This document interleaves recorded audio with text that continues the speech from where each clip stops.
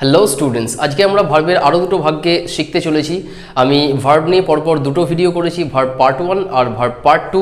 So যারা যারা ওই ভিডিওগুলো এখনও পর্যন্ত দেখোনি তারা অবশ্যই ওই ভিডিওগুলো দেখে নিও, যাতে করে এই আজকের ভিডিওটি বুঝতে অনেকটা বেশি সুবিধা হবে। তো চলো দেখে নেওয়া যাক ভার্বের আরও দুটো ভাগ, যেখানে আমরা দেখব যে ভার্বকে ট্রানজিটিভ আর ইনট্রানজিটিভ দুটো পার্টে ভাগ করা হচ্ছে, যাকে আমরা বাংলায় সকর্মক্রিয়া এবং অকর্মক্রিয়া হিসেবেও জেনে থাকি।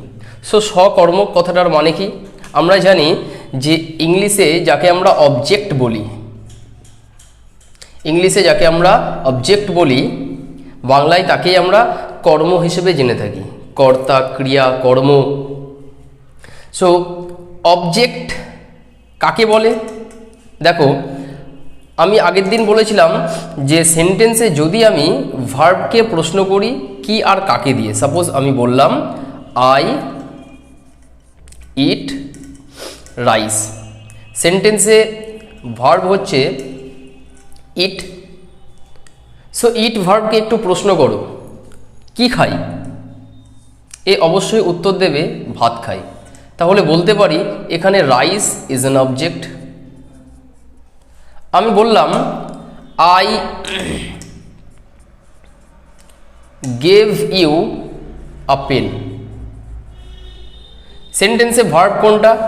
গেভ। আমি যদি প্রশ্ন করি কি দিয়েছিলাম, এ অবশ্যই উত্তর দেবে পেন দিয়েছিলাম, তাহলে পেন ইজ অ্যান অবজেক্ট। আমি যদি বলি কাকে দিয়েছিলাম, এ অবশ্যই উত্তর দেবে ইউ, তোমাকে দিয়েছিলাম, তাহলে you is also an object in the sentence. তাহলে সেন্টেন্সে অবজেক্ট যদি জানতে পারি, কারণ অবজেক্টের ওপরেই নির্ভর করছে কোনটা ট্রানজিটিভ এবং কোনটা ইনট্রানজিটিভ।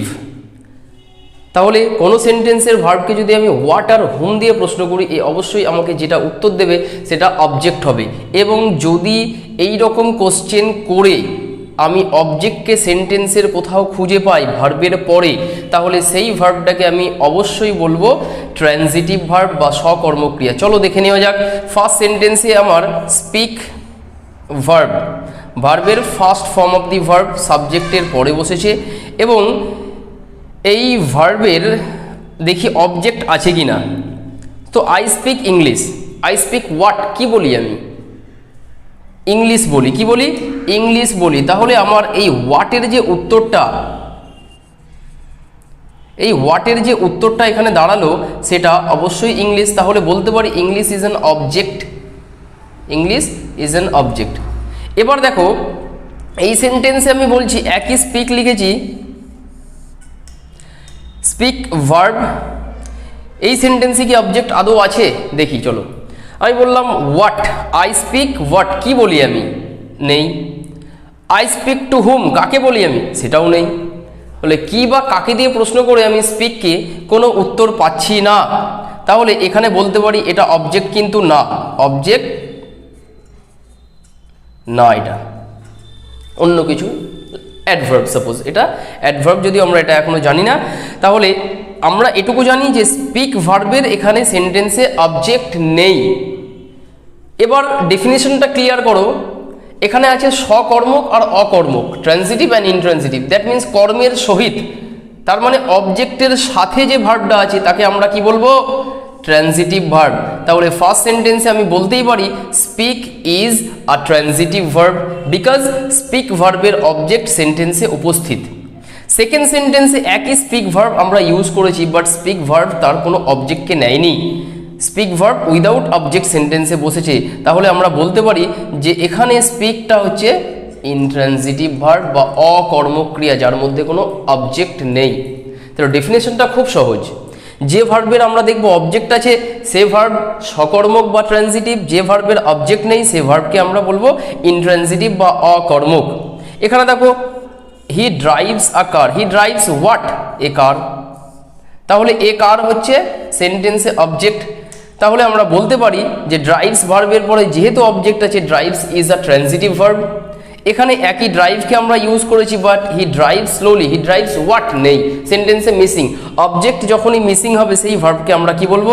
ট্রানজিটিভ ভার্ব বা যার অবজেক্ট নেই, অকর্মক্রিয়া। এখানে দেখো I play, they play football, they play what? Answer দেবে ফুটবল। তাহলে play verb is a transitive verb. এখানে they play in the field, they play what, নেই, সেন্টেন্সে মিসিং, তাহলে এটা কিন্তু অবজেক্ট না, অবজেক্ট মিসিং। তাহলে play is an intransitive verb. তাহলে এক তো আমরা জানলাম যে ট্রানজিটিভ ভার্ব কাকে বলে, ইন্ট্রানজিটিভ কাকে বলে। Transitive verb, a transitive verb needs an object to complete its meaning. পাশাপাশি আমরা we can also say that an intransitive verb needs no object to complete its meaning. তাই তো ট্রানজিটিভ ভার্ব সবসময় একটা অবজেক্টকে চাই তার মিনিংকে পূর্ণ করার জন্য, কিন্তু ইন্ট্রানজিটিভ ভার্ব অবজেক্টের প্রয়োজন হয় না, তাকেই আমরা বলবো ইন্ট্রানজিটিভ ভার্ব।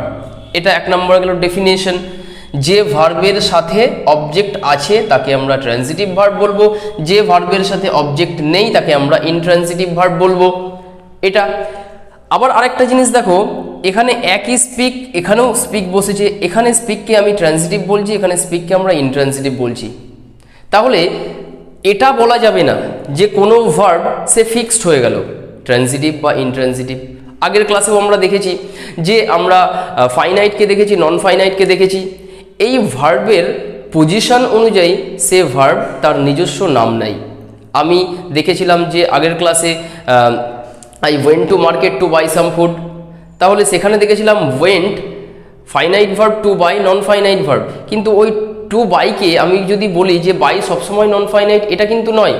কোনো ভার্ব ফিক্সড কোনো ক্যাটাগরিতে পড়ে না, পজিশন অনুযায়ী আমাকে তার নাম দিতে হয়। আমি একই সেন্টেন্সে যেখানে বললাম, আবার পরের সেন্টেন্সে যদি বলি আই বাই ফ্রুটস, আমি ফল কিনি, তাহলে এখানে কিন্তু বাইটা আবার ফাইনাইট হয়ে গেল, বিকজ বাই ফাইনাইটের নিয়ম মেনটেন করলো।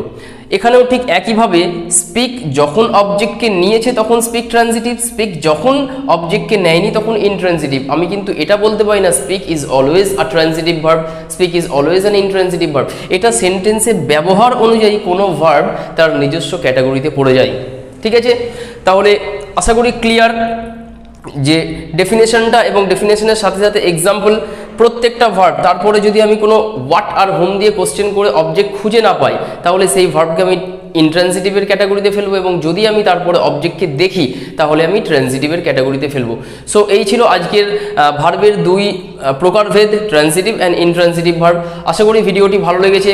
ভিডিওটি ভালো লেগে থাকলে অবশ্যই একটি লাইক করে বন্ধুদের মধ্যে শেয়ার করে দিও। Thank you.